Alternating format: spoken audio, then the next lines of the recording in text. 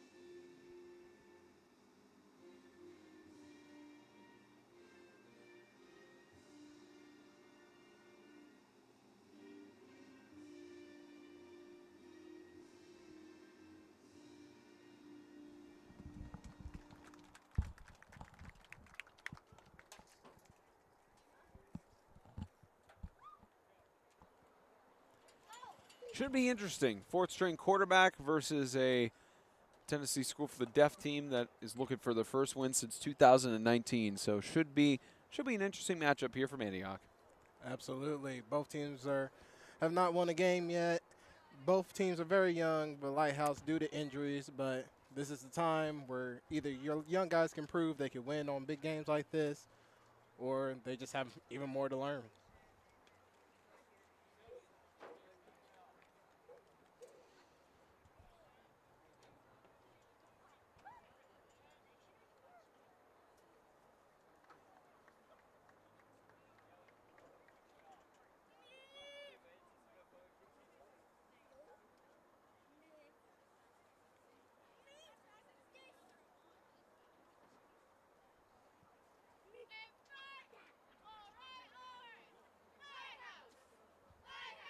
Lions out several of their starters. They still have Christian Sharp, the senior, but a variety of their stars, including Liam Kennedy, Isaiah Wilson. We've also Cirrus Satterwhite out as an onside kick attempt by Vikings is how we'll start out here from Antioch as shaves 2 seconds off, and we'll see the Lighthouse offense start from midfield.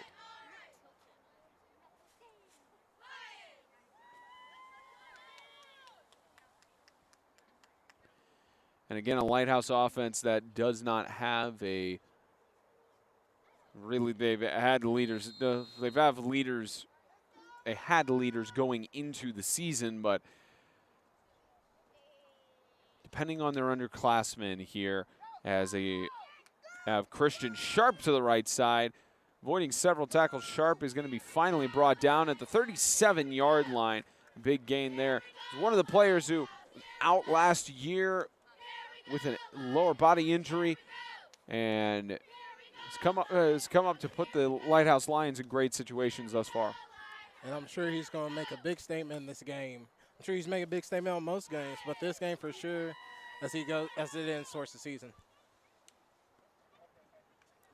First 8-man football game of fall 2021 as Sharp gets the ball again, left side spinning out of several tackles, and he'll finally be brought down inside of the red zone at the 19-yard line. Just keep giving him the ball and keep trucking. That's all you can do right now. You have a 4-string quarterback. You don't know how much he knows of the offensive playbook, so just keep giving Sharp the ball. He knows what he needs to do. Fortunately, Colby Searcy, not one of the Lions players, injured. As Searcy scrambles, he's going to toss it left side, and the catch is made, a touchdown. Noel Chambers, the sophomore. And as I speak, there goes Searcy making a great play. And, of course, Sizemore, great catch, great route running. Easy touchdown for the Lighthouse Lions. Middle man downfield, 52, 5-yard, still first down. As we thought it was a touchdown, an eligible receiver downfield. So what we thought was 6 points for Lighthouse turns out pulled back for a 1st and 15. And these are the mistakes you don't want to make, because even though this is a team that hasn't won a game, doesn't mean it's any different. Searcy will keep it, finds the right side, gets past the last man, and Searcy will get into the end zone for a touchdown. Gage Conger tried to get the tackle, and 6 points on the board for the Lions. Searcy was doing whatever he could to get that touchdown.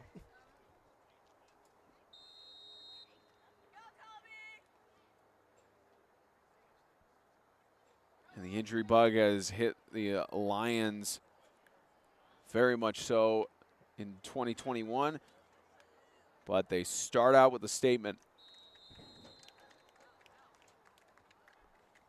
And the Vikings defense stands strong to prevent the 2-point conversion. 10:40 left to go in the first, and already a 6-point lead for the Lions.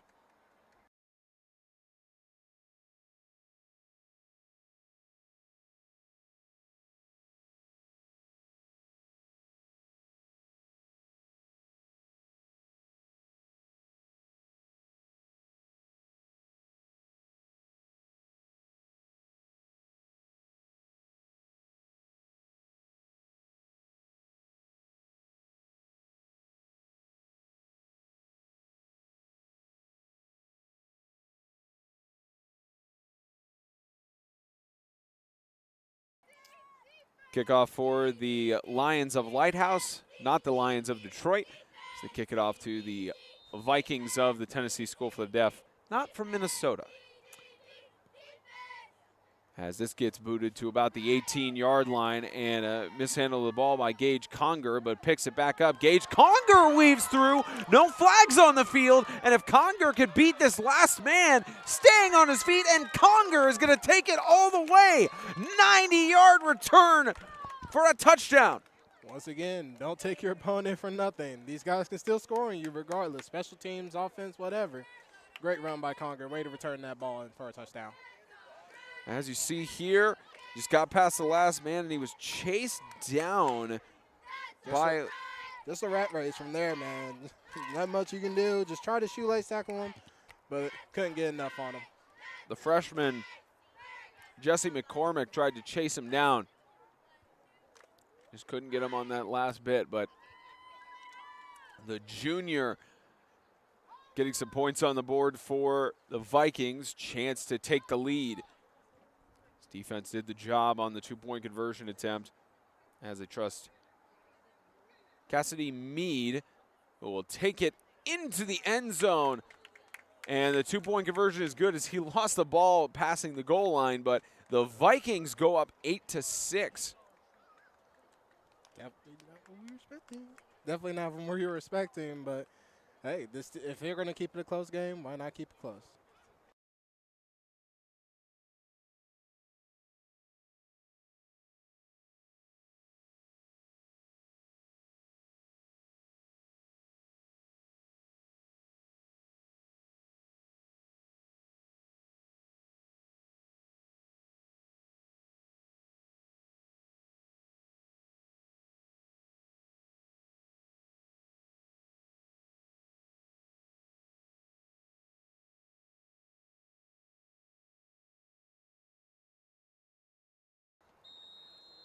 Scoreboard in stadium says 7-6, but it should be 8-6. Onside kick attempt by the Vikings results in ball going back to the 50-yard line. So Lighthouse will go right back where they started.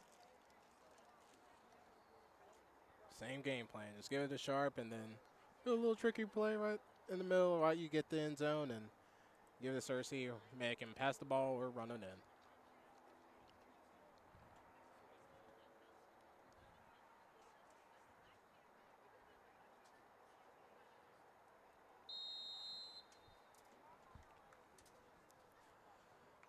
New set of downs for the Lions. Searcy looking across the middle, incomplete. Intended that pass for Cadence Melendez. Looks like we got a penalty call. Maybe defensive pass interference.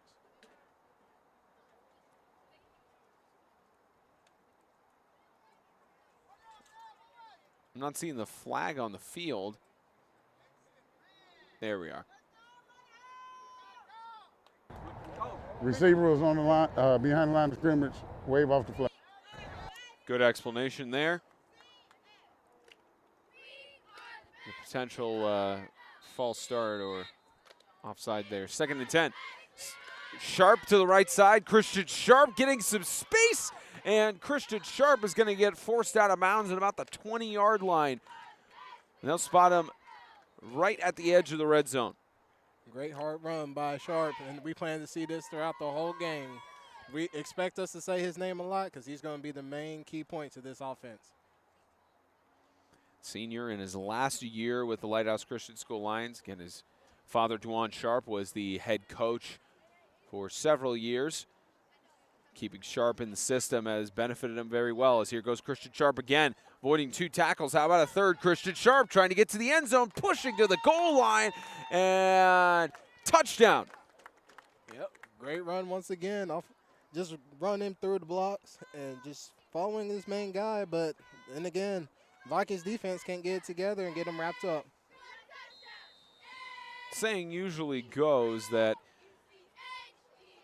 you can get past the first man and the second man, but you should not be getting past the third man. Got past 4 on that touchdown run, and Searcy gets past only 1 blocker. The second one chasing him down to make it 14-8, a 6-point game here in Antioch.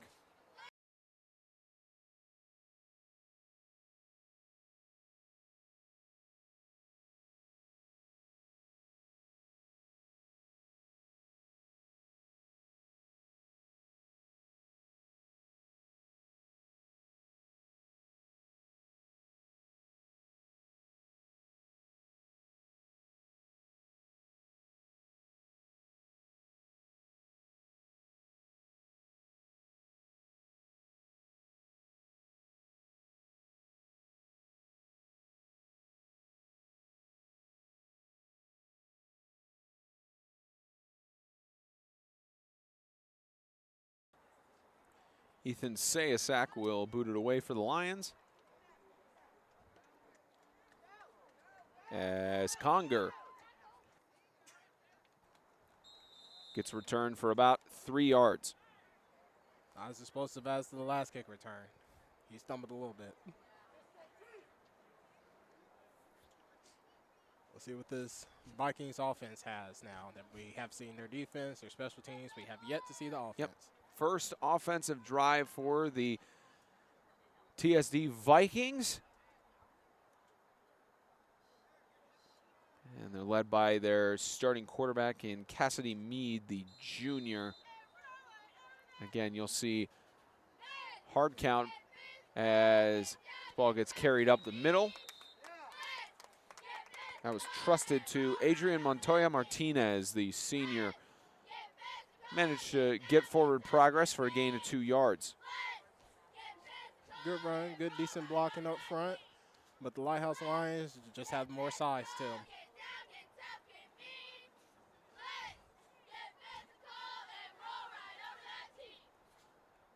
Two-yard gain on the rush. The Vikings looked like they got a false start there.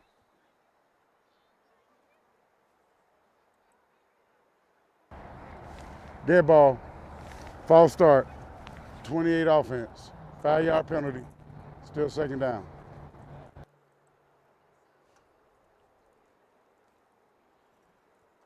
Some movement for a 2nd and 13. Again, you got to lessen those penalties in order to stay in this game or win it. This goes for both teams, not just one side.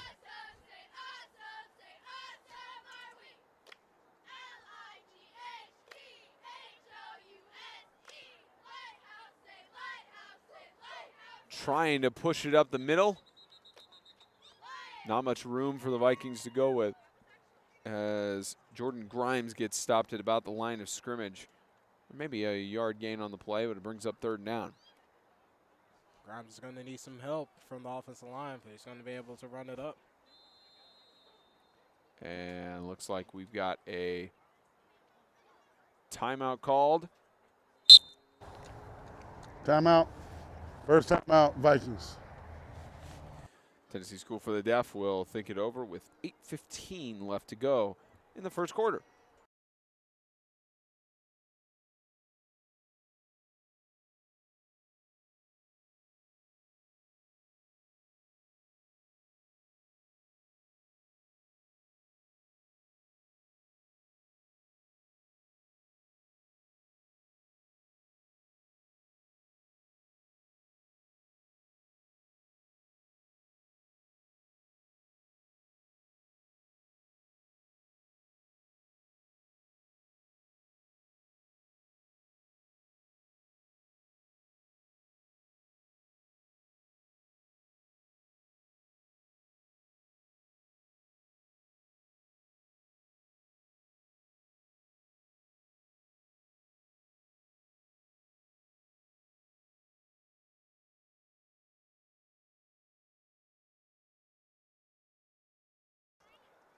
Vikings got a chance to think it over.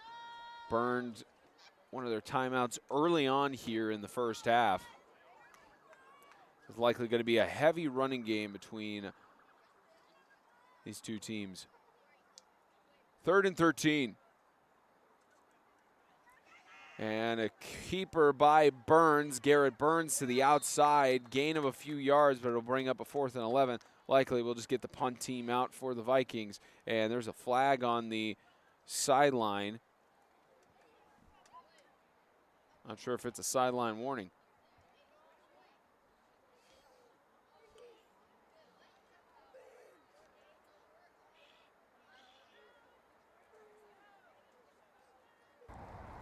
Personal foul, horse collar, defense, 15-yard penalty, first down. Actually, a lucky break there for the Vikings. Looked like the flag came after the play. Maybe it was thrown on the sideline of Tennessee School for the Deaf, but in that case, 1st and 10. A very lucky break for the Vikings, and the Lighthouse, you're going to have to minimize these penalties if you're going to win, guys. There's no way you can win with so many penalties. New set of downs, new life on the offense for the Vikings, as this will be brought up for a gain of 5 yards with the ball being kept by, looks like it was kept there by Jordan Grimes, the freshman, putting in some work. And he'll probably keep on putting in work. You've said his name a couple of times, and I'm sure he's going to be the star for this offense.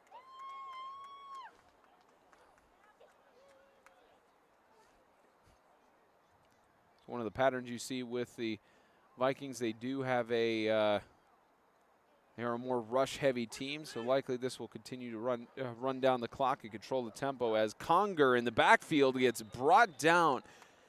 Kennedy McCarthy, the sophomore, with the tackle for loss for a 3rd and 10. Yeah, he blew by that offensive line like they weren't even there. He just found the running back and just took him down.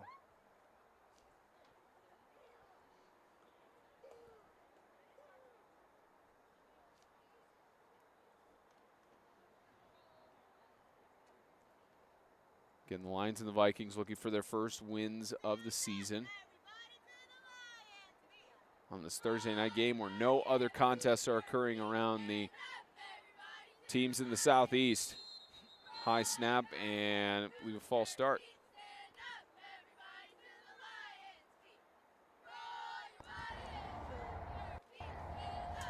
Dead ball. False start. 84 offense. Still third down.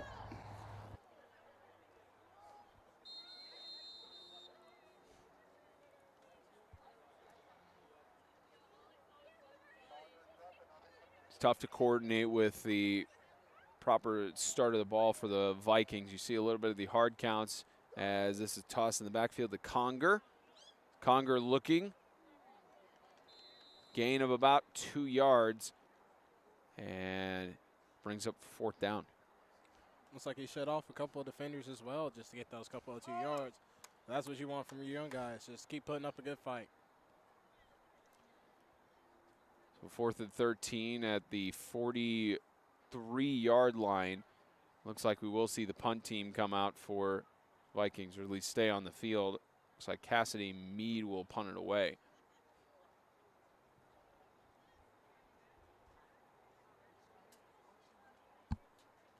And Meade will just line drive it.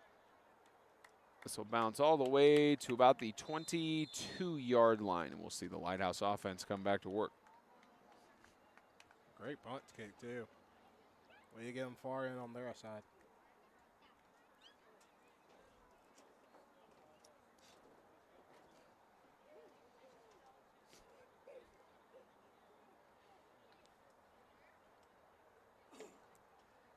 Now, Coach Sean Bell, first year head coach, right now 0-5, looking to get his first victory of the season tonight. Right now in the driver's seat for that. Up by 6 points, chance to make it 12. Searcy is going to air it out for Sayasak. And incomplete. Sayasak just not looking for the ball. He is looking for it at the end, but he's got to keep looking for it as he's running all those routes. You would think with being on your you would think being on one of your deep backups for the quarterback position, you wouldn't be airing it out as much, but having that case here as Christian Sharp goes to the right side. He's got some blockers. Christian Sharp with a collision and gets a few yards after contact to the 43-yard line. Rumble, big man, rumble, as he just runs through that defense with no problem. But also, shout out to offensive line. Give him that hold to run through. Great run by Sharp. And like I said, you're going to be hearing his name a lot throughout this game. But as you were calling for the offense, don't be surprised. You still got to get this young quarterback some reps in. So he can get ready for here on out.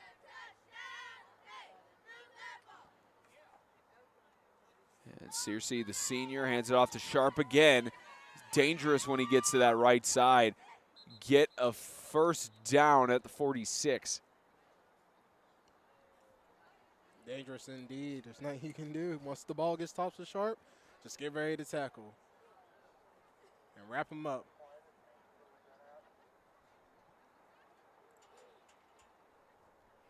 That combination of Searcy and Sharp so far is very impressive. Not just from tonight's contest, but the 2 games we covered for the Lighthouse Lions thus far. Even in that large loss against Freedom. As Searcy is going to air it out towards the end zone, and a catch made in coverage. Cadence Melendez with the reception, and inside the red zone, the Lions have another great opportunity. Whew, and again, I hope I don't get copyright for this one, but you got Moss, son. Lord, we've seen this a lot lately. Last game we saw it, and this game we're seeing it. I'm loving it. I love how these wide receivers are going out and getting it. Going back towards the ball, and great reception by the sophomore. Now Searcy will hand it off. This time they give it over to Jude King, the freshman, who can't be brought down and gets the touchdown. How about the freshman? Everybody's getting reps today. Watch as this freshman gets the ball. Just chirping through, running through everybody, no problems. Makes it now a 12-point lead, a chance for it to be 14. Yeah, he's a good big-sized fella. I'm sure that's a fullback dive, if anything.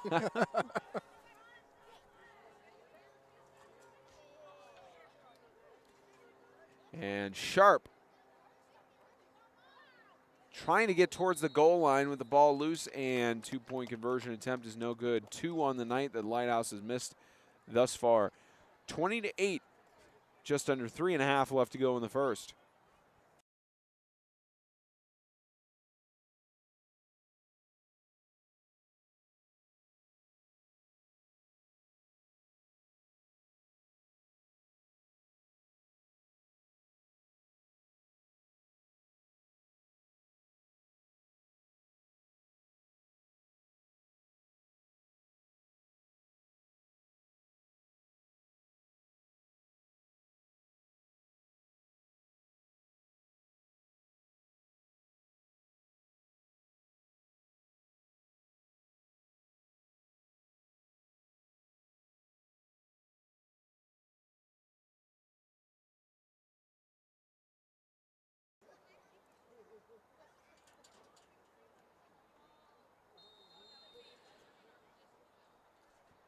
Say a sack, kicking it off again as the Lions hold a 12-point lead here against the Vikings. See if the Tennessee School for the Deaf can make it back here as Conger goes with the return. Gage Conger wrapped up at the legs, could have been gone if that tackle had not happened, but gets good return for about 20 yards.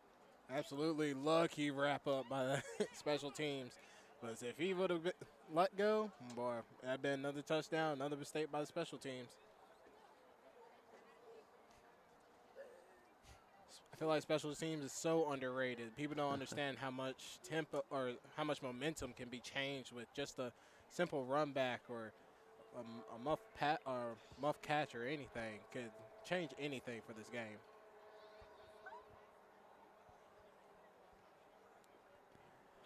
We'll see if that's the case here on just the second offensive drive for the Vikings as they'll run it up the middle. A 5-yard gain there for the Vikings' own Montoya Martinez. The running game's getting a little better. Now you see the offense kind of shifting, watching everybody. They're just making sure no one leaks out. That's what you want out of this offense right here. Get the defense confused and see what you can do.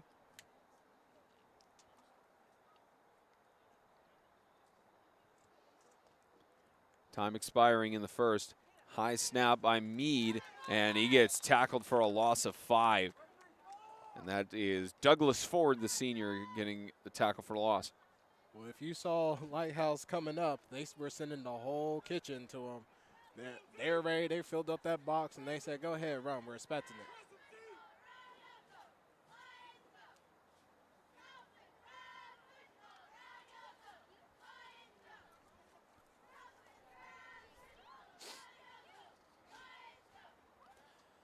Actually a loss of about 6. 3rd and 11. Vikings struggles on offense continues. They pitch it back to Conger, who gets brought down in the backfield.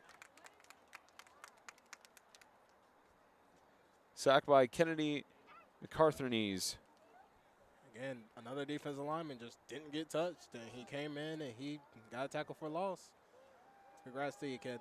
I know how that feels from a defensive lineman standpoint.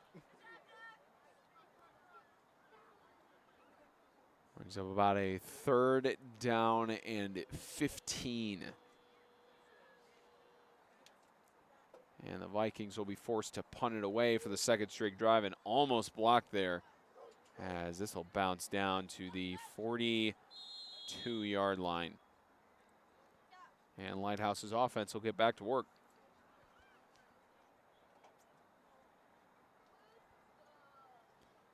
And this game kicked off at about 6:30, 6:35. And almost through the first quarter, about 15, 20 minutes later.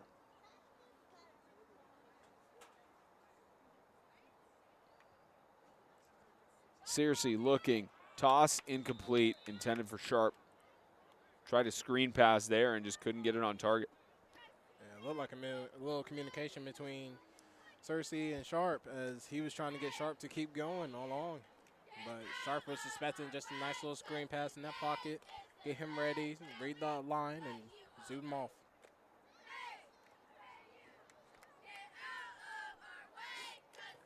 Searcy will keep it to the right side. Weave through the defense, completely fooled them, and Searcy gets another 6 on the board for the Lighthouse. Searcy just showing us what should have happened at the Freedom Cowboys when he came back in and showed out. Just running through the defense. There's nobody there. Great blocking by everybody on the offensive line and offense in general, and a great touchdown by Searcy. Exactly 60 seconds left to go in the first quarter. About 64 degrees here, set to get cooler through the night. We are officially in fall. And I love it, kind of. This is the first 8-man football game formerly with the Boys of Fall, as the 2-point conversion attempt is good. And make that now a 28-8 ball game here in Antioch.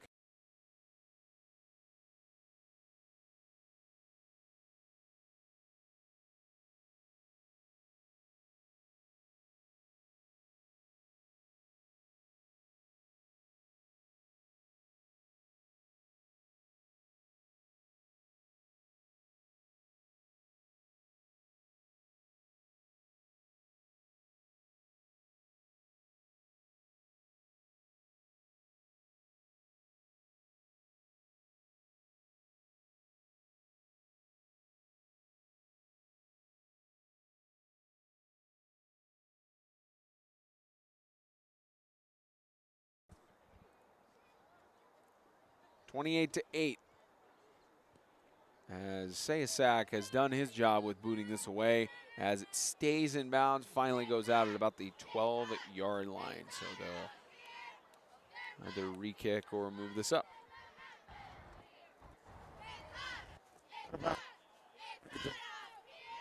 Ball be placed on the 35-yard line. They'll just place it on the 35.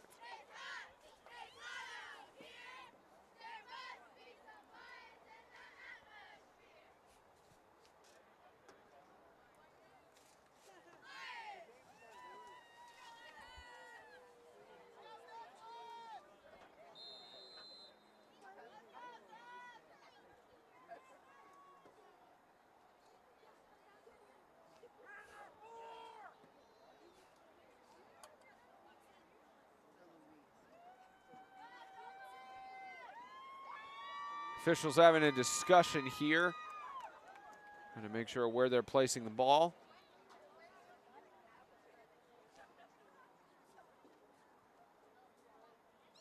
And they do place it at the 35.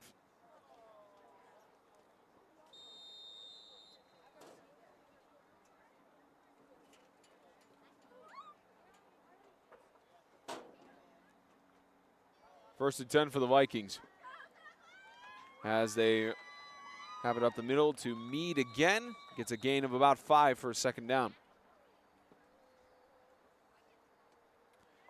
Likely maybe 1 or 2 plays left before we get to the end of the first quarter.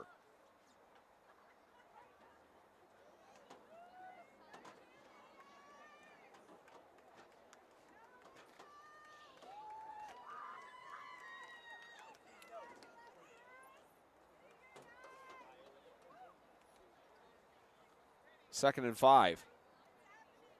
What will likely be the final play of the first quarter. This gets run up the middle and short of the first down by a yard. Great rush there by, I believe they trusted it again, this time to Jordan Grimes. And I believe with that, that is going to take us to the end of the first quarter. Lighthouse has a 28-8 lead here at home in the Kingdom.com Extreme Game of the Week, which is sponsored by Grace Point Healthcare, modern medicine the old-fashioned way, and by Fairlife Core Power Protein. Work hard, recover harder.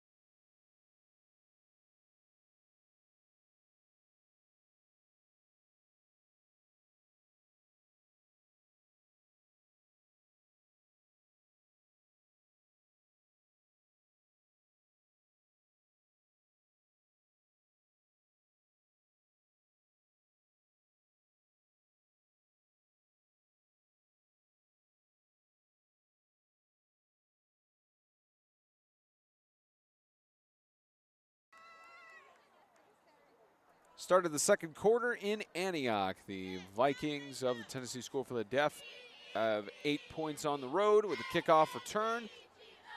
And Lighthouse Christian School Lions, all of their points coming from their offensive schemes. As this gets brought for a loss of about 3 yards, and the Vikings will likely punt it away here. Defensive linemen's having a great day today as they're just penetrating through that offensive line and getting to that running back. I believe it got back up to maybe the line of scrimmage or a loss of a yard. So 4th down and 3 coming up for the Vikings. And again, you see the lighting maybe a little bit off. The stadium lights to the right of us, at least the back right from where you're looking at on your screen. Have to dig up the wires as Gage Conger tries to convert it on 4th down, and I believe they will give this. Yep, it's a 1st down. So I believe the second 1st down for the Vikings so far on the night. A great time to take a risk. Just a couple inches. Just take that shot. Why not? You ain't got much to lose. It's still a game. Get back in it. Do it all you can. So as mentioned, the lights at stadium to the back right on your screen. They have to dig up the wires to fix the spotlights here in the Lions' den. Fortunately, that's the only one having any issues, as this TSD offensive line is having more issues than they can handle. Absolutely. And there's not much you can do, as all they can do is do their best, because like I said, Lighthouse just has more size to them and probably more experience than these young offensive linemen do.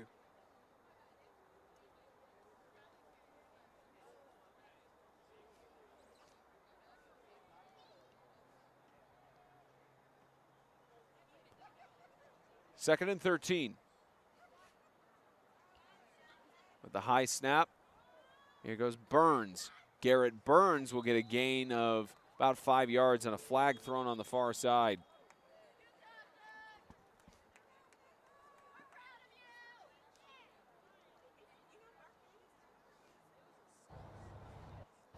Personal foul, face mask. 1st down. And yet another lucky break for the Vikings.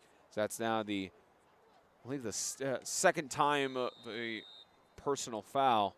It's the horse collar earlier that extended the Vikings' first offensive drive, and now a face mask that moves them up to the 38-yard line. Absolutely, and now you're seeing why I said minimize those penalties, because you see the more you do, the more chances you give this offense to stay on the field and score.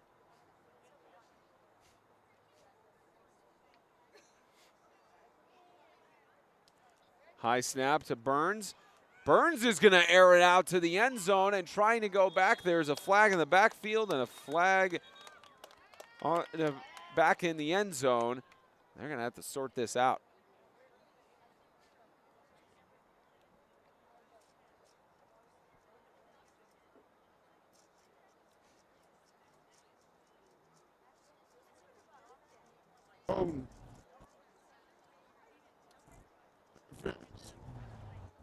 Defense. I'm telling you, offset, be 1st down. Looks like a penalty on both sides of the ball, so offsetting. Just repeat the down. I believe you had one holding call and one defensive pass interference. As you saw, that corner was a little bit too physical. If he had just let it slide, maybe you just got that holding call and it would have been easier on the Lighthouse Lions defense. As we get to under 9 minutes left in the first half.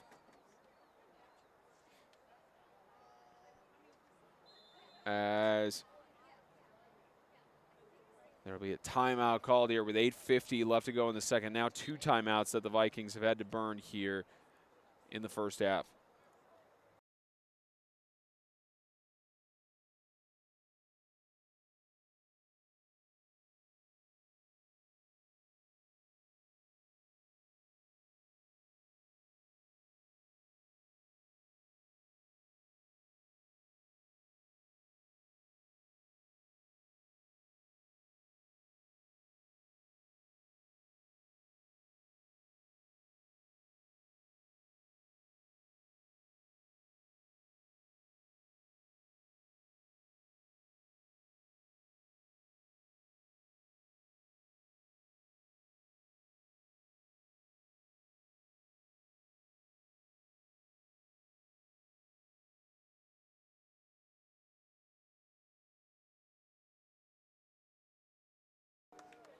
Vikings have one timeout remaining in the first half.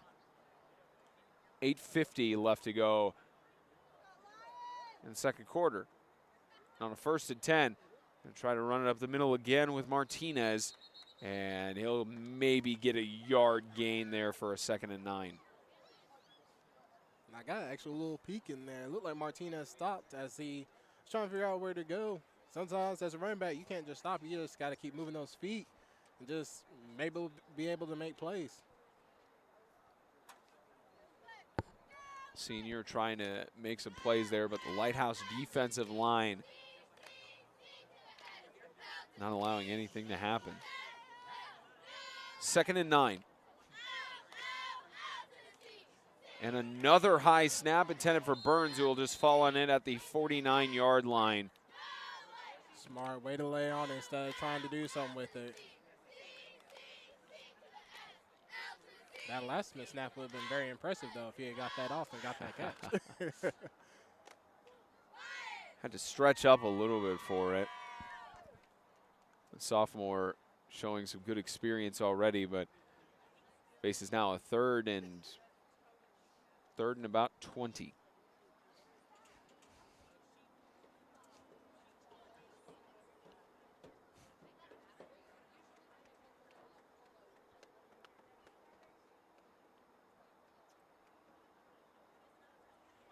High snap there as this will be kept by Burns.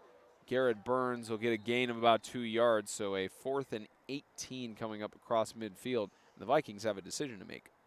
Absolutely. I think they should probably punt this ball. I wouldn't try to run anymore. Sometimes it's better safe than sorry, to be honest. It's either that or you saw how they were able to air it out towards the end zone, maybe go for a shot here, but on the 45, it's a lot of distance. Now, granted, all they have to do is get up to about the 27 or the 28. And it looks like they might be going for it here, or they could just fake the punt with the receivers out wide. And like they'll call a false start here, so they were running a play.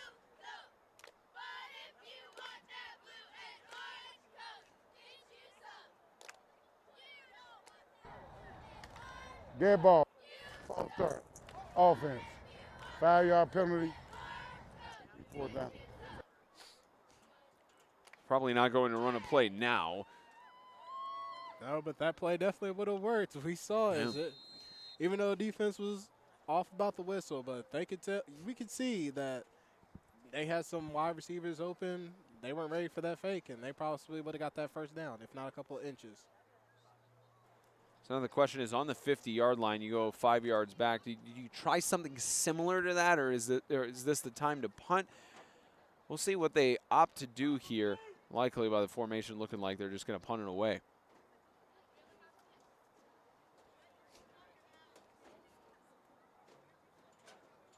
And trying to get the punt off, it won't happen as Meade will keep the ball.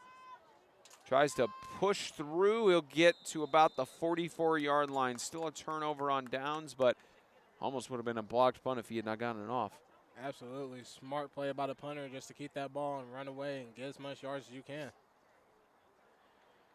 Coming up on the Iceberg Plumbing, Heating, and Cooling halftime report, get your thoughts and analysis of the first half here in Antioch.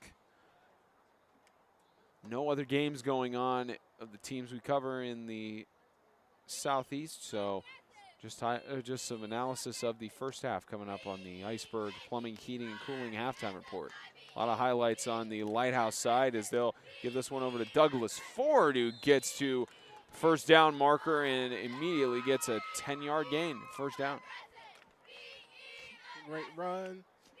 Great offensive line hold made for him to run through. Just keep on trucking.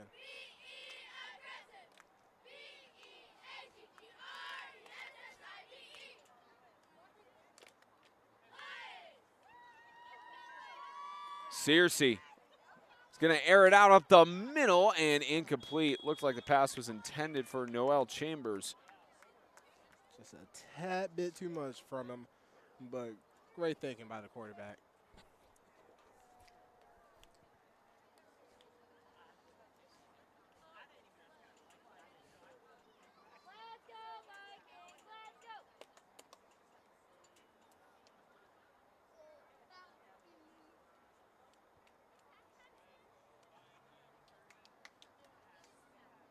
First and 10, excuse me, a third down.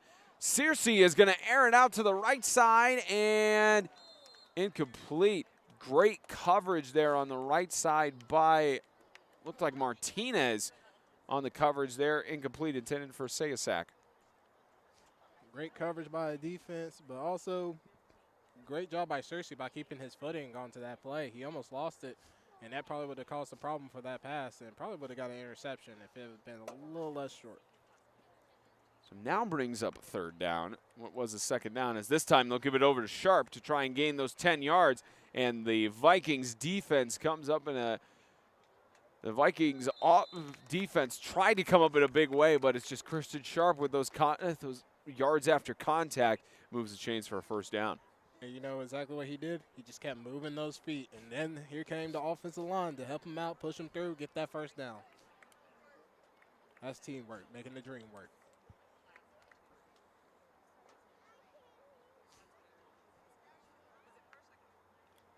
New set of downs. They'll give it off to Ford.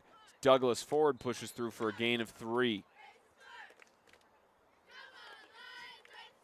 The Vikings are sure having troubles keeping that offensive line hole gap closed.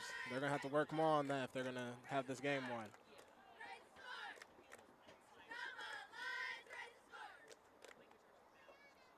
Lions lead by 20 right now.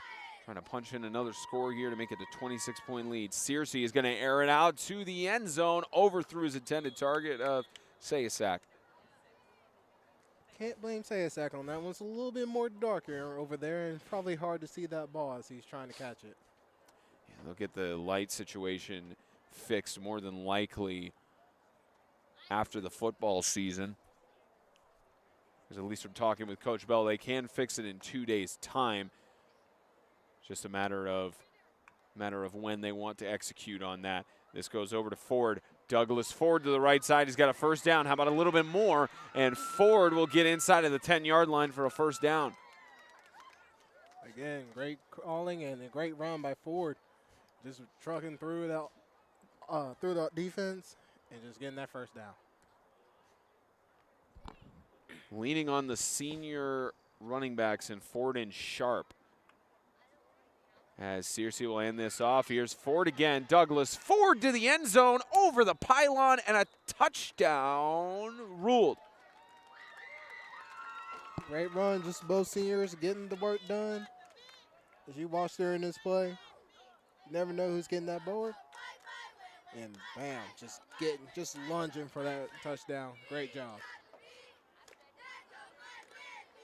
Lions 1 for 3 on 2-point conversions tonight.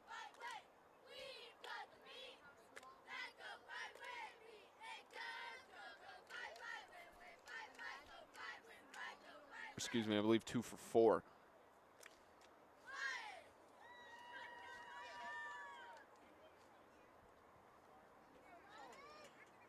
As they hand it off to Sharp. Make that 3-4-5, 36-8. The Lions lead with 3:26 left to go in the first half.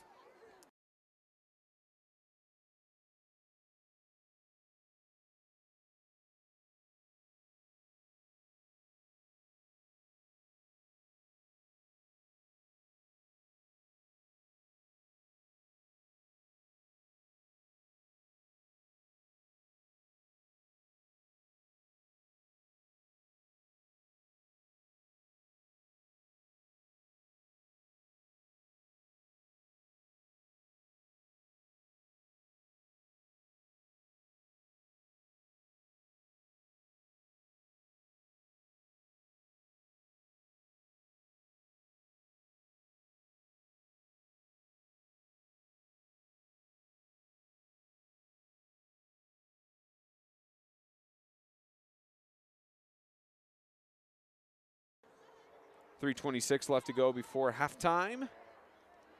As this ball will just bounce out of bounds.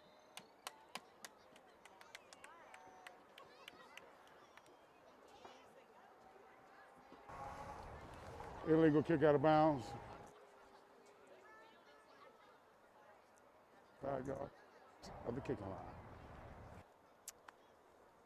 They'll spot it at the 35, as they usually do. And brings up now the third offensive drive of the game for the Vikings.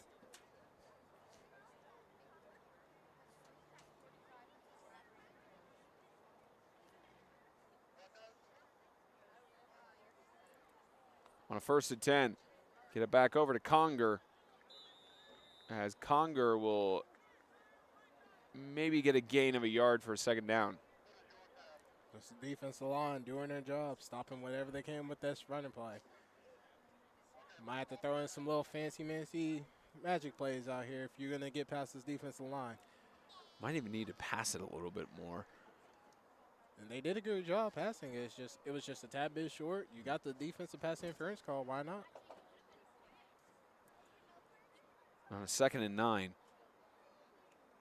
as they'll trust it to Conger again. The same exact play being run, and at least get some yards off of it. Now bringing up a 2nd and 6. Absolutely. Sometimes you just got to run the same play, see if you can get better results.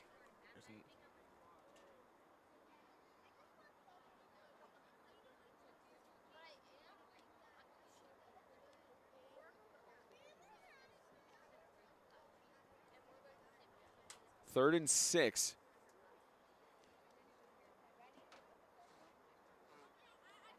Conger looking out for the pass. They're just going to trust it to Burns, as Garrett Burns will lose a yard on the play. I don't think they had a choice on that. Burns wasn't ready for the high snap, and he just thought it was a great idea to just take it and run. It's been a night of high snapping for the Vikings, unfortunately, and that seemed to put really a stop to their offensive drives for the most part.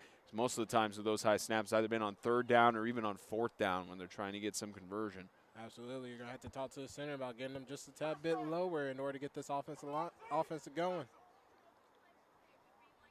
Have to communicate. There is a 4th down. They will go for it. Conger with the carry, but he's not going to have enough for the 1st down. He'll be stopped at the 40-yard line, and that'll be a turnover on downs. That was a better snap, but just couldn't get the offense going.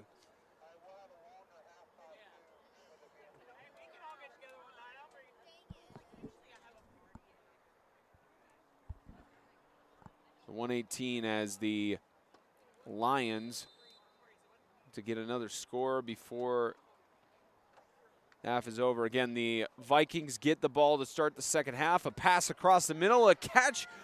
Noel Chambers getting inside of the red zone at the 19.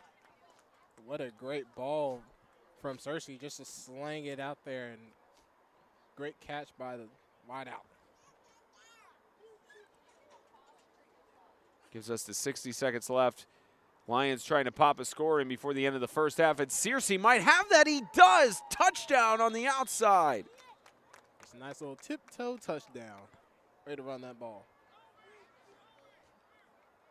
Just watch as you get this replay. Even I got a little lost there. I thought maybe he gave it to Shark, but Cersei keeping himself, and a nice tiptoe touchdown.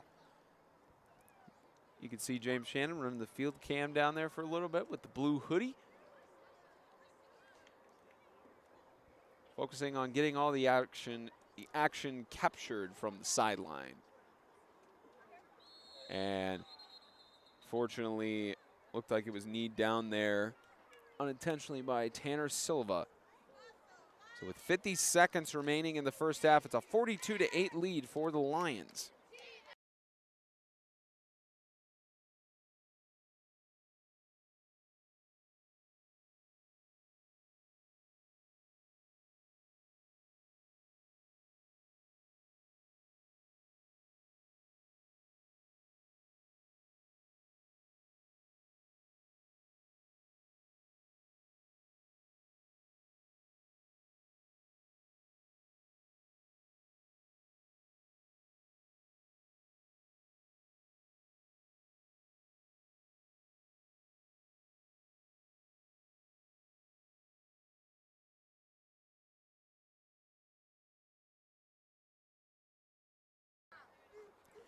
and the Lions received for the first half, so that touchdown puts them even more in the driver's seat here in Antioch as they will boot it deep. Conger with the return. Gage Conger had that one return for a touchdown, and he'll get stopped at about the 30-yard line. And don't be surprised if he breaks out another one, because I'm expecting it to happen anytime soon. See if the junior can pull it off later on. Maybe to start off the second half, who knows. But a 1st and 10 as the Vikings, they only have one timeout remaining and 40 seconds to march it down 70 yards, try to get a score before the end of the half. Now here's what you said, Spencer. You put in some passing plays, get the defense on their heels, maybe even throw in a little trickery where someone ends up passing the ball to the quarterback or something. See what they can do. 1st and 10.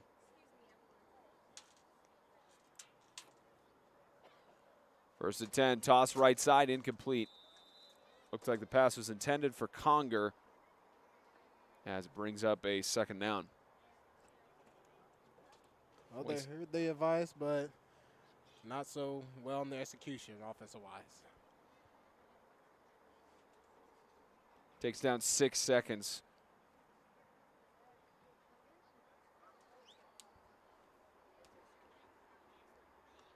And this Viking offense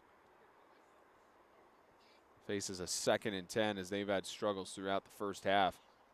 It's a huge credit to the Lions defense for stepping up. Absolutely. And you hope this offensive line can help them at least as he gets pummeled down. And the ball ruled down by contact. It looked like it was potentially loose, but brought down in the backfield, and looks like Coach not opting to use his final timeout. And it looks like they're signaling they're just going to call it a half. I believe that's what they're going to go with. So halftime here in Antioch, a 42-8 lead. The Lighthouse Lions have a dominant lead over the TSD Vikings. We'll be back in a few moments for the Iceberg Plumbing, Heating, and Cooling halftime report.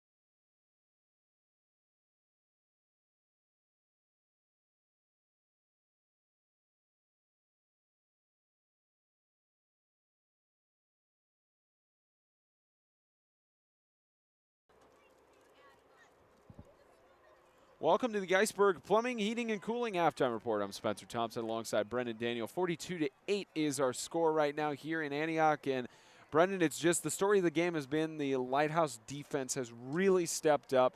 You know, the only score right now has been on special teams for the Vikings with that touchdown return. And right now it's just there's not much that the Vikings have been able to get going on offense. How do they change that in the second half? You just switch up your play calling. I mean, that's all it is. We've just been seeing them run the ball mainly.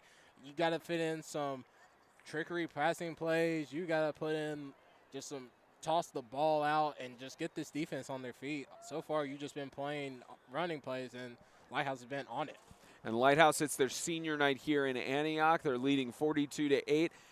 How impressive has it been for Searcy and the rest of the seniors to play in the way they have, especially on their special night? Oh, they've been playing special, all right. And I plan to keep them going because Sharp has been killing it, and Ford has also been running the ball extra hard today. But Searcy as well has been holding that ball in and just taking it himself has been very impressive, and love to see more out of these three guys. Been a great first half thus far for Lighthouse, and at least for now, it is about 8 minutes before we head to the start of the second half. We'll be back in a few moments for the Kingdom.com Extreme Game of the Week halftime here on Senior Night.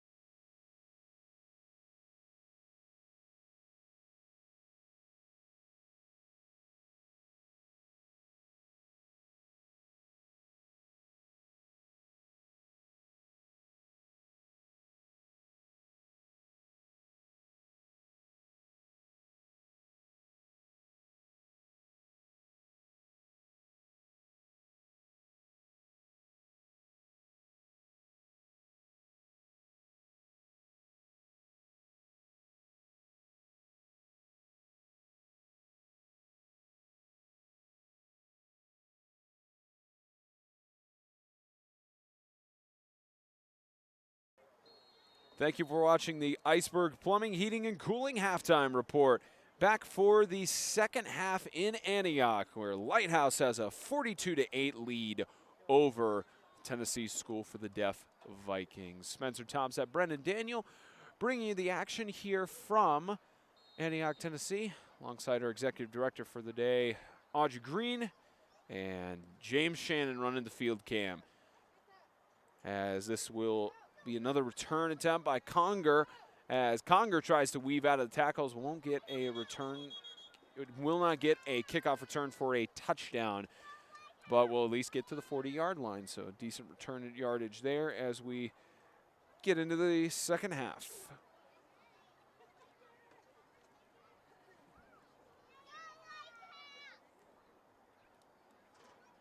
We'll see if the Vikings can get anything going in this second half coverage and all that. They, of course, the only touchdown they've had on the night has come from kickoff return by Conger. So their only offensive points that they produced so far is from a two-point conversion. Trying to change the narrative on that as got a false start by the receiver. Dead ball, false start. Offense, 5-yard penalty. Still first down.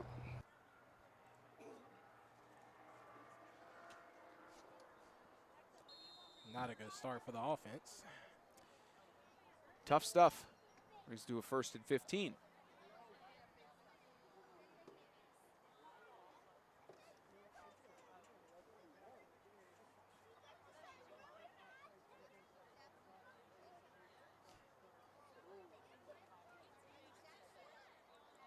High snap again, as this will be aired out by Conger up the middle and almost intercepted. It was on the body of Burns.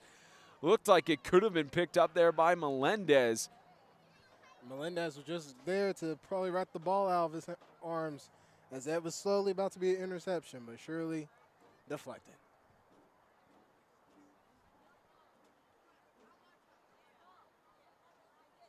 Brings up a 2nd and 15 for the Vikings. So we're in the third quarter now. Haven't heard it yet through the first half. So Brendan, who's your prediction for the player of the game? Let's honestly give it to the Lighthouse defensive line. I mean, there's not one player that's everybody's put in work on the defensive line wise just to get to the stop and running game and get to the quarterback and cause pressure. It's an incomplete pass intended for Martinez, and I agree with you. The defensive line for Lighthouse has been impressive. It's just a question of which one Coach Bell gives it to.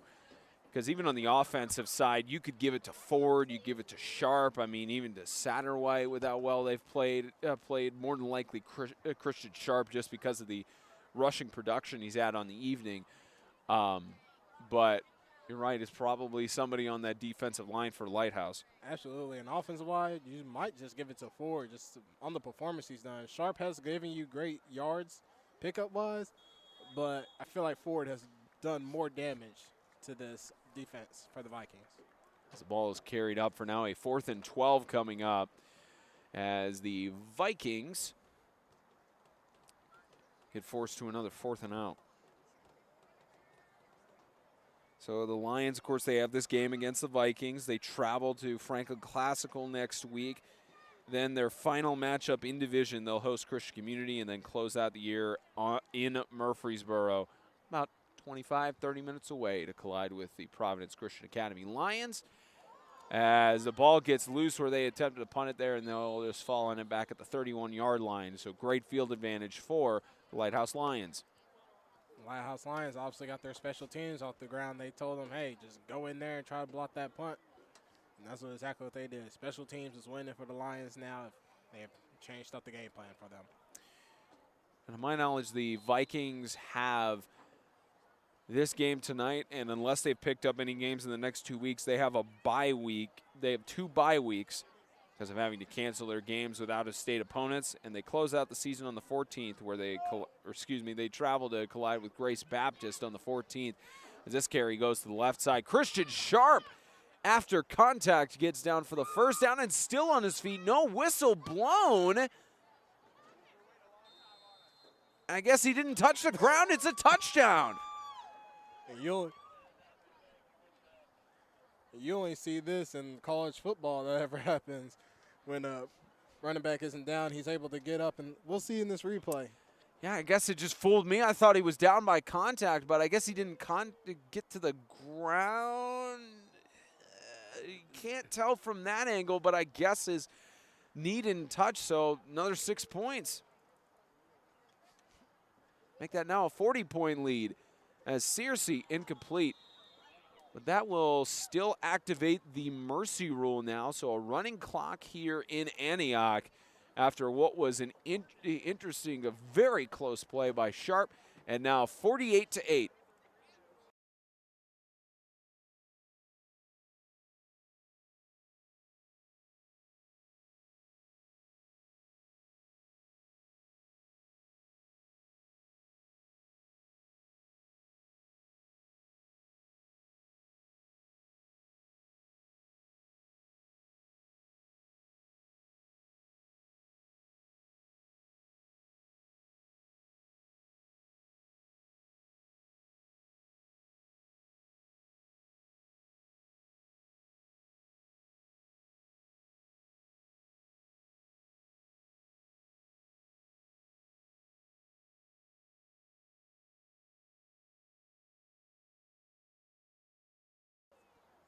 Nine minutes, 20 seconds. We have a running clock in Antioch with the mercy rule as this gets picked up.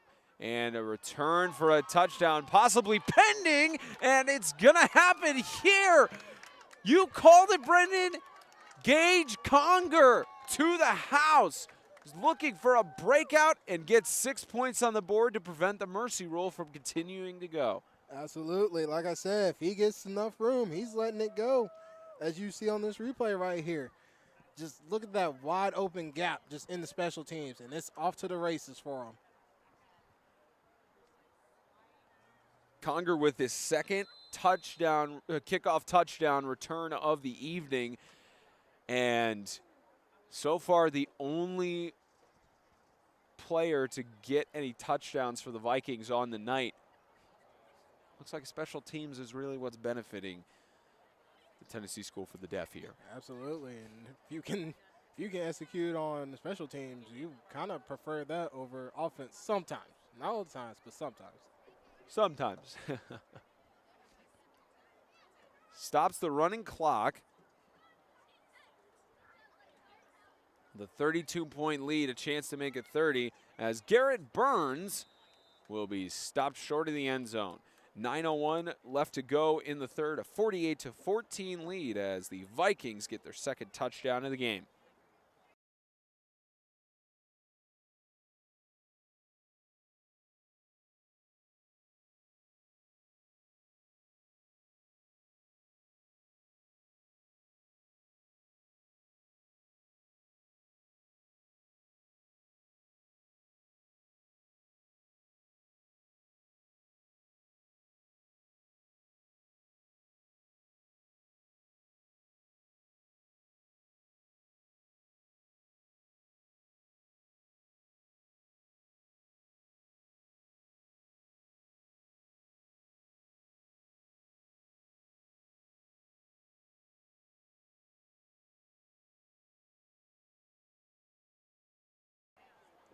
.901 left to go in the third.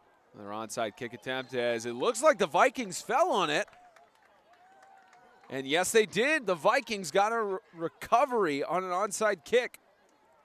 That's the Lions offensive special teams player trying to get a little too aggressive, trying to get that ball. Just let it bounce and come to you. That's all you need to do for squib kicks like that. Because if you go for it, you see what happens. You're going to pay for it. And now the Vikings special teams doing what they do best, doing something special.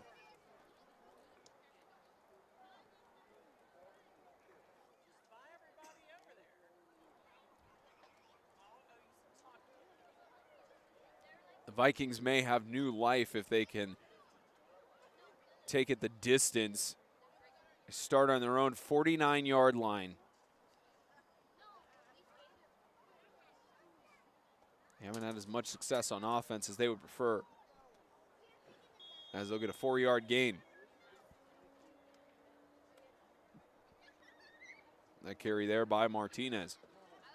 They probably won't get much if they're just going to keep running this ball. That Lighthouse defensive line, they're not letting anything through. You're going to have to try to do some passing plays or some tricks to get them on their feet a little bit. Especially because the Vikings are a rush-heavy team throughout the majority of the game. Time is of the essence if they want to try and make any sort of comeback. And they're down by 32 points. You wonder when they start trying to air it out more. Absolutely. Right now would be a good time because you don't want to run that clock out. You want to try to stop it as much as possible. As the Lions stop Martinez as much as possible. A loss of about a yard or two on the play to bring up a 3rd down and 7. And it looks like Martinez ran into that defensive line. He didn't try to bounce out to see if he can get some space because there's plenty of space if he bounced out. Senior just put under a lot of pressure and forced to go up the middle.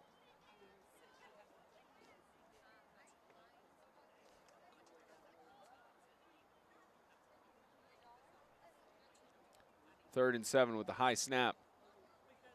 Scramble by Burns. He's going to keep it, and he'll get the 1st down, and how about a little bit more to the right side, and the good collision there with Isaiah Wilson. But how about Garrett Burns getting the 1st down? He just saw that the pressure was coming too much on him. He didn't see any options out there, so he just tucked the ball in and just ran and got that 1st down. What a perfect run play by that offense. 99 offense. 10-yard penalty from the spot of the foul. Replay 3rd down. Didn't see the flag on the field, but what was a perfect play has now resulted in a 3rd down and probably about 20. You hate to see it. Just off a positive play and then just to hold it and bring it back. Just sad to see it. Looks like a 3rd and 25, actually. So I guess they enforced it from where the hold occurred. So now on the 35-yard line. You hate to see that for the Vikings. 3rd and long. As a muff snap there, and this will just be a carry up the middle, I believe, by Conger. And a gain of a few yards, and this brings up a 4th down. Now this is where you figure out what you want to do. Do you want to do a little screen play to get some gaps open and run it up, or do you just want to punt the ball and just be safe and secure?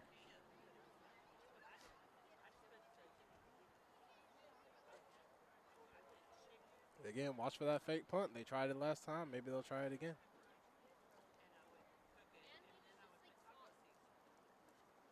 And with the high snap, not even a chance to try and fake it as Meade is going to go try to weave through the defense. And we'll get a loss of about 2 yards. So the Lions will start out on the 35-yard line in Vikings territory. Again, the high snaps just killing them. You got to lower them. You got to lower them, or that's how it's going to be.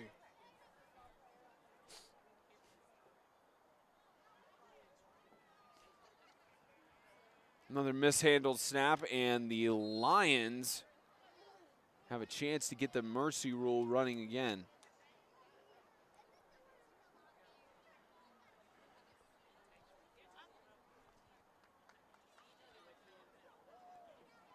Again, I believe the Vikings. Here's a scramble. Deep toss by Searcy towards the end zone, overthrew his intended target of Melendez. He's taking some shots at least, but just needs to make sure his receiver is actually there before he airs it out. Absolutely. That's just what we're going to call getting quarterback happy. He's just seeing the guy. Well, he's not even seeing the guy. He's just throwing the ball up and hoping his guy can reach it. Thank you to all 19 of you watching from wherever you are. Catching the only 8-man football game in the Southeast, as here's a carry there on the left side. Going all the way to the end zone is Jesse McCormick for the touchdown. And what a great run by Jesse McCormick, just getting past that, just getting that wide gap right there and just taking it. Just so fast and electric with that run. And the mercy rule running again with a 40-point lead. As Coach Sean Bell and company look to get their first win of the season and Coach Sean Bell's first victory as a head coach. as Douglas Ford gets in for the 2-point conversion, makes it 56-14. And on senior night, the Lions have a running clock in their favor.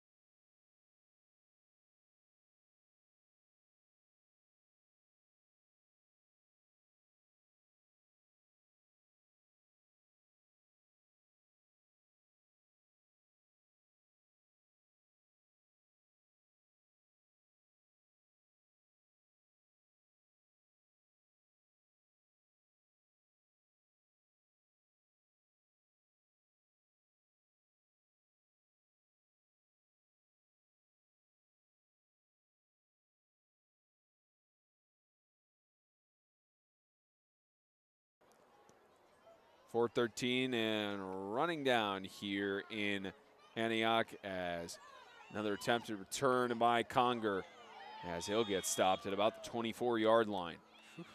What a hit, too. Whew. You hate to see a kid take a hit like that, but he's up, he's moving, he's doing great.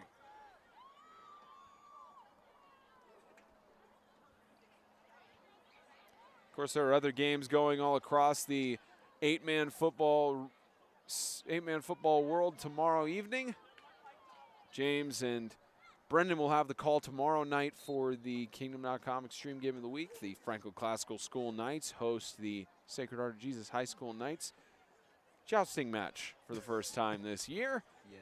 And I believe the first time on the Kingdom.com Extreme Game of the Week, because Classical and Lancaster, I believe, have already faced, or if they haven't, it'll be only one of two since Riverside. Since Riverside does not have a team this year, and Sacred Heart, I believe, only plays Classical, at least in terms of the Knights teams, as loss of about a yard on the play as Burns tried to go up the middle. And probably another high snap that made him go up the middle. He had no choice. Once again, you got to get those snaps over. You got to give him a chance.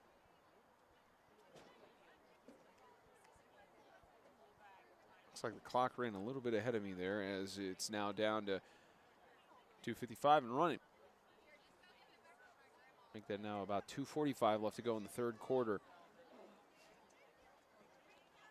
As this goes over to Conger.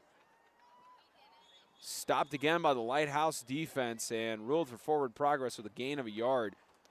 Brings them back to where they started for 3rd and 10. A little progress, but it's just not doing enough for the Vikings to stay on the field and get more production out of their offense.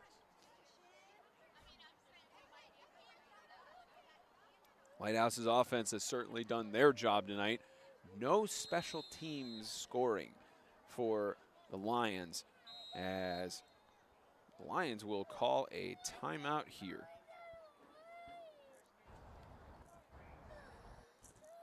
Timeout Vikings. First of second half. Their first time out of the second half. 2:06 left to go in the third quarter. Perfect time to remind you that the Kingdom.com Extreme Game of the Week is sponsored by First Horizon, all things financial, and by Crutcher's Auto Repair, trusted by Franklin since 1980.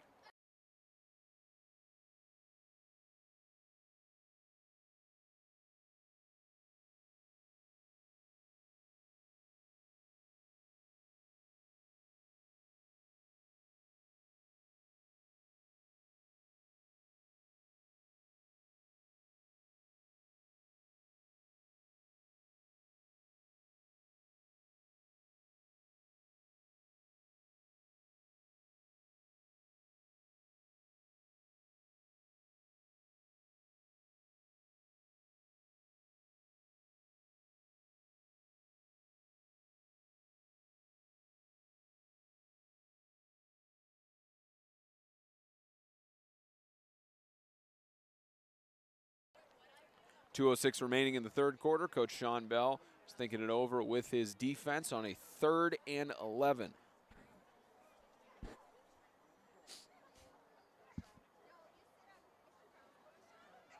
Third and 11. Empty backfield. Looks like we're getting the passing play. likely what we'll go with here. Another high snap and a scramble, but Burns will just have to keep it on the run. And what a hit! Collision there with Christian Sharp. Look at Sharp out here showing his defensive playability out here. Putting on a nice little hit on him.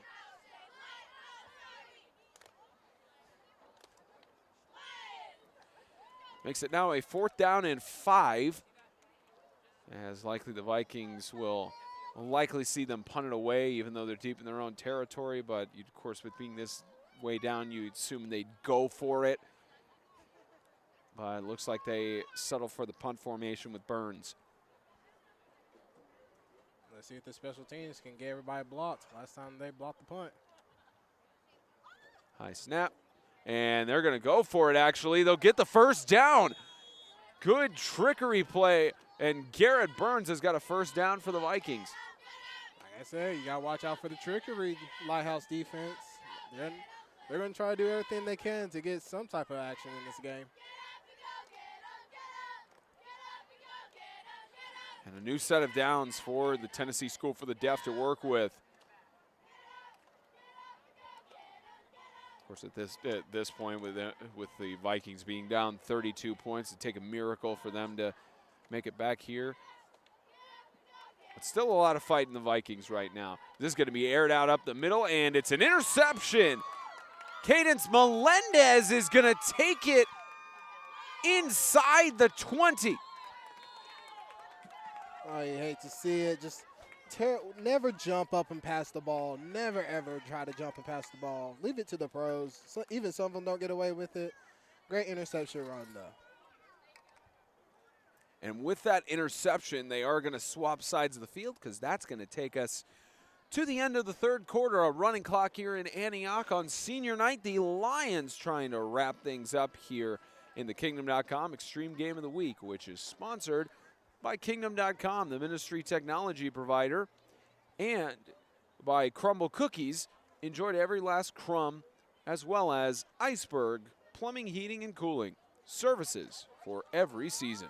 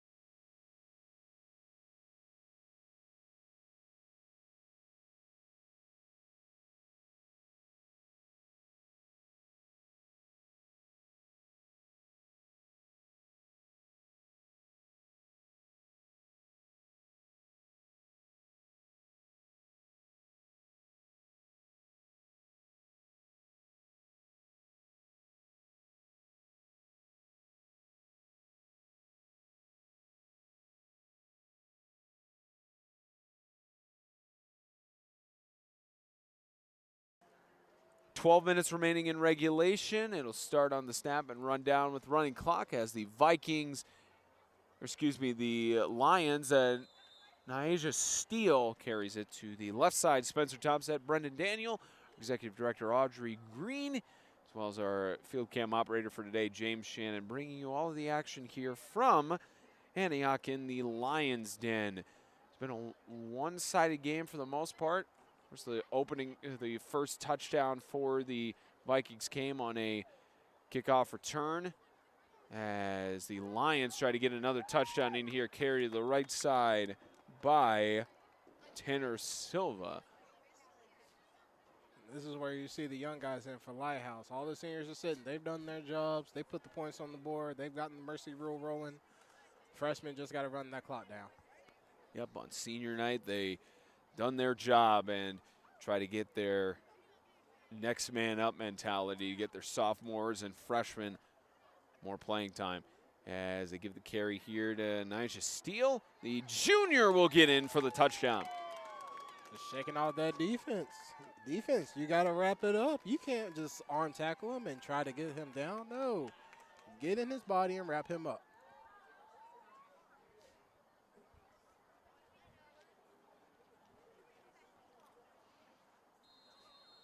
Another 2-point conversion attempt coming up for the Lions as things begin to wind down in Antioch.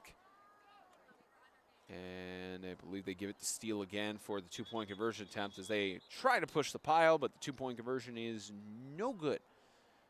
Just over 10 minutes remaining in regulation.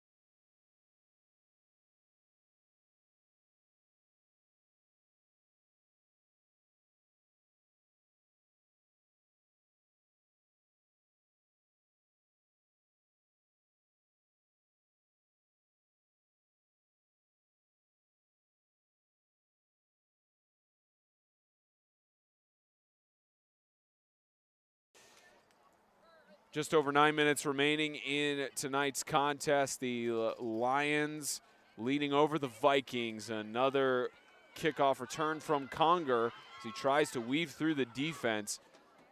And we get stopped at about the 35-yard line. Be sure to stick around for the Fairlife Core Power Protein post-game show. We're going to get a post-game interview with Coach Sean Bell in his first victory as a head coach. Should be a great moment for him. We'll get his player of the game, get him a protein shake. Might not need the cooler anymore to keep these protein shakes cold out here. Just keep them out in the ambient air. Nah, yeah, it's getting a little breezy out here and then even more cold. I'm going to have to put on like a little leather jacket just to stay a little warm out here. This long sleeve isn't good enough. Have to bring your leather jacket tomorrow when you and James are calling the game in Franklin. At least here in Antioch, it is 59 degrees right now. You could start feeling it. Yeah, you can. And in the backfield, this ball is brought up now, a gain of about 2 or 3 yards for make that 2 for a 2nd and 8. As the Lions just continue to run down the clock here on senior night.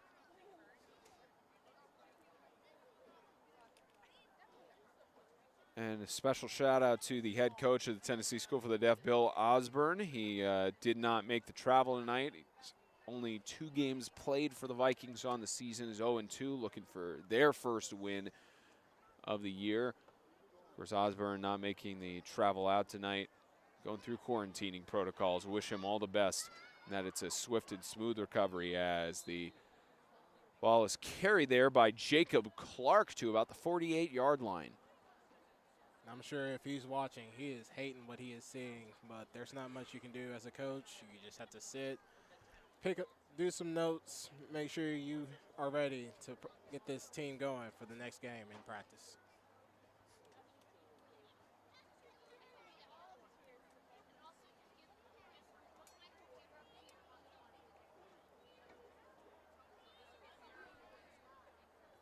So now 1st and 10 at about midfield.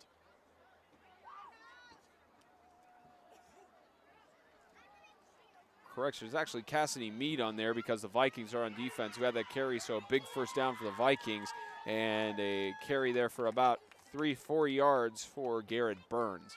That was the junior who had that big rush on the right side for a first down, and a few yards gained by Burns on the left as they try to get some more reps into the rest of their team, and will wrap things up so they can make the travel back to Knoxville. Shout out to me, hometown. Hopefully I can recruit Spencer to go up there. It's not up to me. Hopefully that's where I'll be pursuing my doctorate, but got plenty of other options. As this says an option aired out in the middle. What a catch in coverage by Cassidy Mead. Got the catch to the 25-yard line. Impressive move by the junior. Very impressive by the junior, but that's just all experience from there. Just knowing how to catch the ball at the right moment. Here we go. Great pass by the quarterback. Perfect execution, just barely on the fingertips. Did somebody get mossed on that play? You know what? That's fair. Son, you got mossed. I was kind of on the edge on that one, but you know what? For that type of passing play and the catch, you got to give it to him. Keeper by Burns. It will be brought down in the backfield by the Lighthouse defensive line. Several players, including Zach Thomas, to bring down Burns in the backfield. Coach is definitely going to have his handful trying to figure out which defensive line or defensive player in general is going to be player of the game. I'll be amazed if it's offensive player.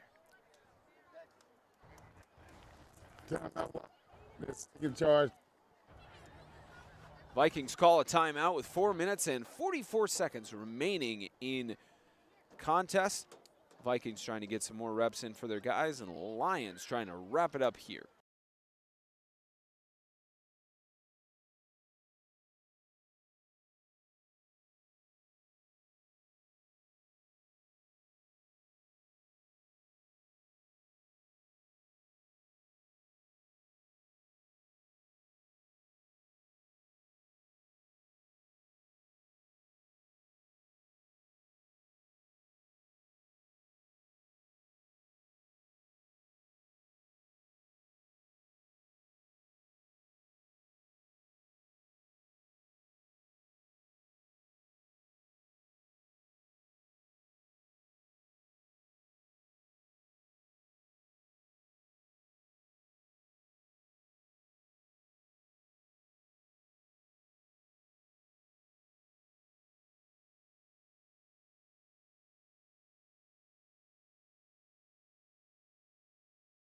It might.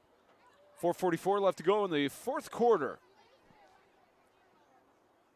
as the Vikings face a 2nd and 12 after calling a timeout. This will be a keeper by Mead. Cassidy Mead,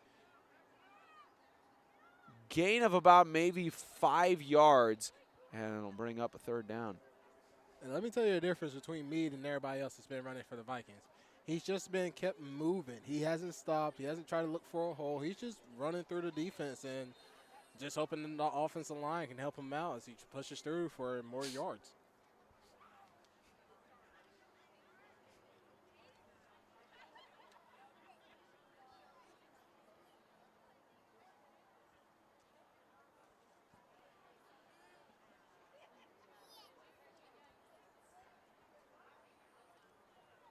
Vikings on a 3rd and 5 inside of the red zone now, as looks like flags fly.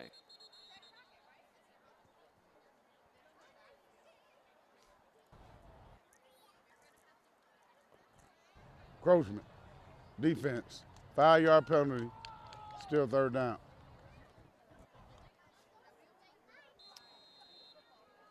It's an unfortunate mistake made there by Lighthouse, and they'll move the chains for a 1st down on that. That's the 3rd time tonight. I'm sure Coach Bell or their defensive coordinator, Angelo Owens, I'm sure they're going to have some have some laps or some sort of practice punishment, because that's now the 3rd time this defense has allowed a 1st down on a penalty. Absolutely. There's going to be some type of penalties. Not much, because the defense has been doing their work. You got to give them a little credit, but you still got to pay for the penalties. Sure, Angelo Owens will have a few words to say to them. Sure, Coach Bell as well. Under 3 minutes remaining in the game. Scramble and being brought down for a sack. The sophomore Zach Thomas might be the player of the game. Absolutely. He's been there a couple of times in the backfield, beginning tackles, loss, and sacks. And he's actually paid for that penalty. So there you go. Maybe the defensive coordinator will be like, maybe we can lean up on him a little bit, Coach. Make that now 2nd and a quarter of the field as this goes back to about the 26-yard line. A sack for a 16-yard loss. And you talked about it, Brendan, probably the defensive line collectively could be the player of the game, but maybe Zach Thomas will get the nod because of how many sacks he's assisted on or tackles for loss. Scramble by Conger, trying to find the pass. He's got some space on the right side. Spinning out a tackle. Conger is going to be brought down, gaining back a lot of the lost yards to bring up a 3rd down and looks like maybe a 3rd down and 9 or 3rd down and 10. Way to move, Conger. Way to get those yards back. Way to at least get back into a position where you are at least close to a nice touchdown for your young players to get and celebrate. So now a 3rd down and 9. The Vikings trying to at least get one more score in before the end of the contest, as they got 1:20 to do that. Conger passes it to the corner in the end zone and incomplete. Good coverage there by Jacob Clark, and it's an incomplete pass intended for Burns.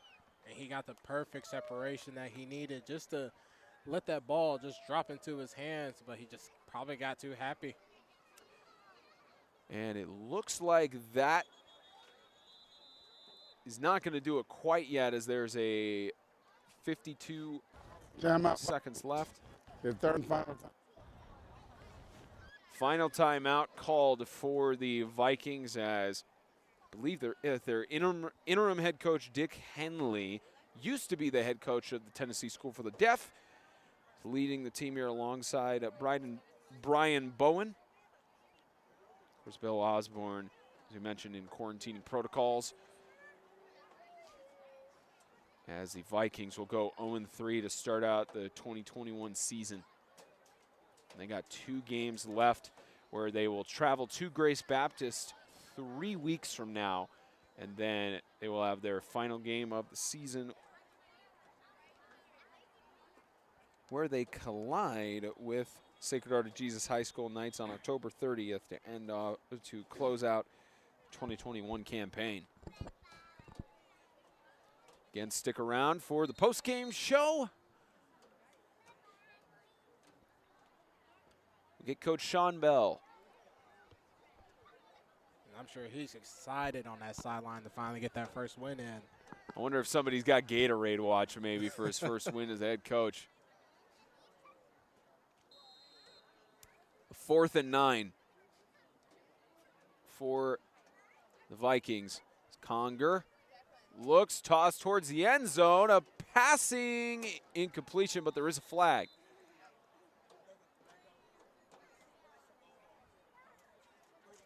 Is this offensive or defensive? Might be defense. It might be offensive. No, they're calling it. They're calling it on.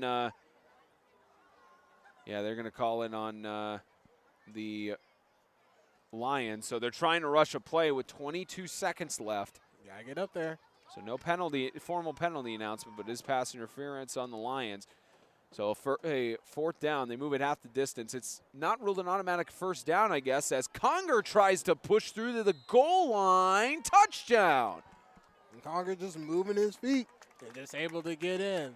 He got a little space in that offensive line, probably got that defense off guard with that hurry up. They weren't ready for it, but they got that final score in.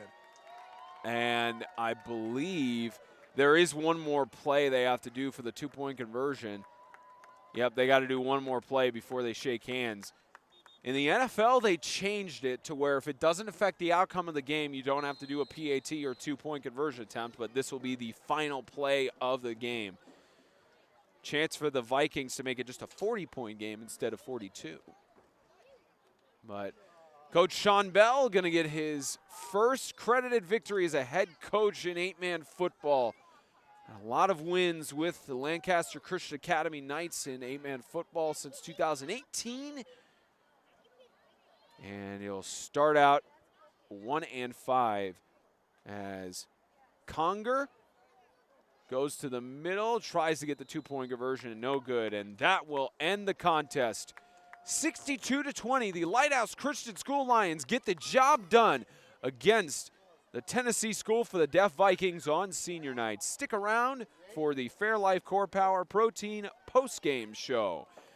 We'll get Coach Bell, player of the game, wrap things up, and preview classical and sacred art for tomorrow. Stay tuned.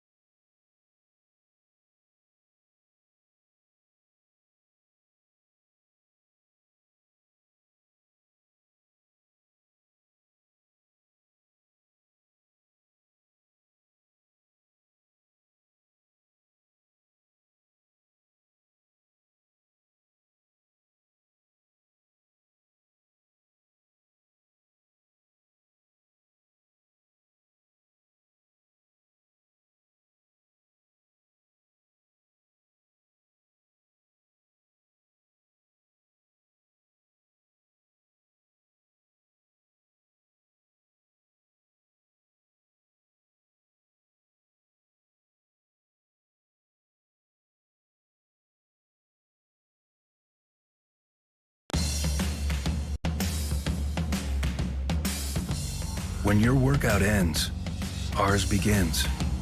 Work hard, recover harder with Core Power. 26 grams of high-quality, complete protein. Welcome, everybody, to the Fairlife Core Power Protein post-game show. I'm joined with his first victory as a head coach, Coach Sean Bell. Congratulations on the win, and you knew even with the Vikings having a tough schedule and losing to their 2 losses by 50 or more points, you knew it was going to be a tough challenge. What did you tell your guys going into this first-time matchup against the Tennessee School for the Deaf? So I feel like every week we've been preaching culture and changing the vibe around this place. That's more of what we've been doing. The most things that I tell my kids on a daily is I don't act like you've been here before. Whether it's we're up 62-20, we've been on the other side of the spectrum too. The main thing is just to act like we've been here before. So that's the main thing we do. So we came out, we played a little loose. We had a few hiccups at the beginning of the game, so it kind of gave us some extra time to get loose. But after that, we were good. So. Well, next week you've got to travel on the road to Franklin against Franklin Classical School. They've also had their struggles on the year, an actually a divisional matchup now since they're in the North. The job is done tonight, but what are you going to tell your guys in that crucial divisional matchup to try and get into the Division I playoffs? Absolutely. So the biggest thing that we always teach every week is we're always 0-0. The record starts over. That's something I actually learned from Jason Bragg, my mentor, is that we're always 0-0 every week. Whatever happened that last week, this is great. We can celebrate for the rest of this week, but as soon as we get back to work Monday, it's time to start over. And hopefully we can pull out another W. It feels good. And hopefully Coach Bragg is watching and proud as usual. So we have, of course, the Fairlife Core Power Protein Player of the Game. And this is a first because you couldn't choose because of how great the performance was. So go ahead and introduce your players of the game and how proud you were of their performance. Absolutely. I got senior Colby Searcy and senior Christian Sharp here.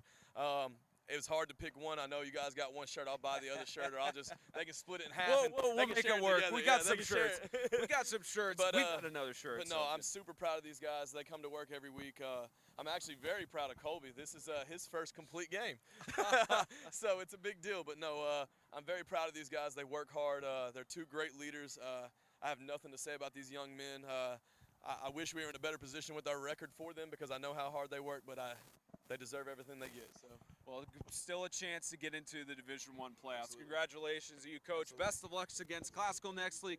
Which one wants the shirt? Because we get.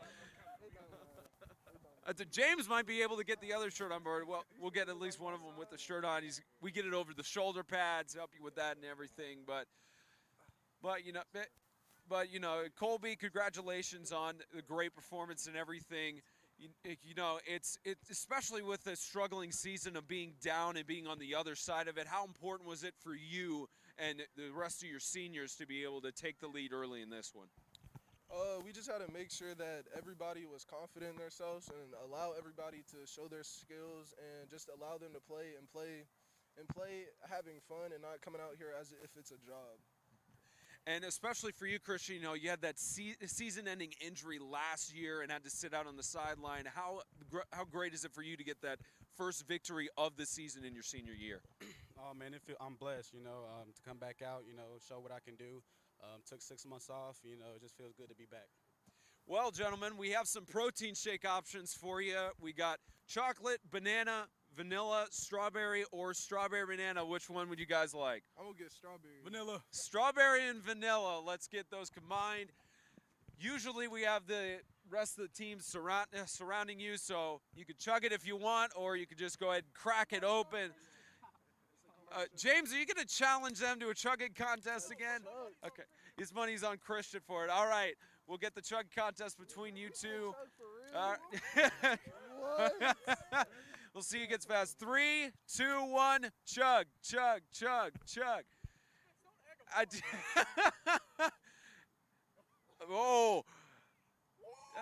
That's all right. I want to ask how it tastes, but I have a feeling it's just because of the strawberry. No, it tastes good. 10 out of 10. 10 out of 10. What about you, Christian? Oh, you see what I did with mine. Yeah, all right. Well, congratulations to you both. Colby Searcy and Christian Sharp, your players of the game. Congratulations. All right, Brendan.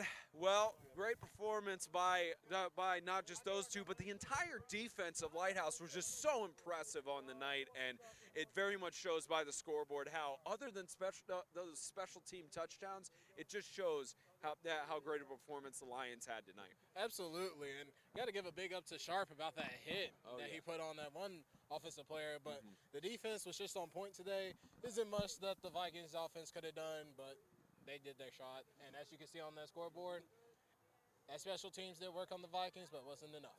Well, I have the night off, at least from 8-Man Extreme. I'm going to be on ESPN Plus tomorrow, but He's you famous. and James will have a fun night tomorrow with Franklin Classical and Sacred Heart. You know, two teams struggling on the year, not having the seasons that they've wanted, and especially a matchup that used to be an in-conference matchup with everything. So it's going to be an interesting matchup to see there. What are you expecting with Sacred Heart and Classical? Well, I expect in Classical, even though they have all those injuries, they're going to figure out how to get this win just like Lighthouse just did. And for Sacred Heart, same thing. They're just going to figure out how to get these wins. They're going to just run every play they can and do all the hard work. And particularly special tomorrow, the first game for Franklin Classical School at Jim Warren Park as their home venue now, since Franklin Christian has moved to their home turf field at, I believe it's Bass Field is what they call it, but at least for Classical, first home game of the season and first home game at Jim Warren Park. Coverage begins at 6:45 Central tomorrow evening. On behalf of our executive director, Audrey Green, James Shannon doing the Macarena on the other side of the camera, as well as Brendan Daniel, and from afar, Jerry Jr. and Matthew Cruz. I'm Spencer Thompson saying good night from Antioch, 62-20, the final score. The Lions get their first victory of the season. Have a good night, everyone.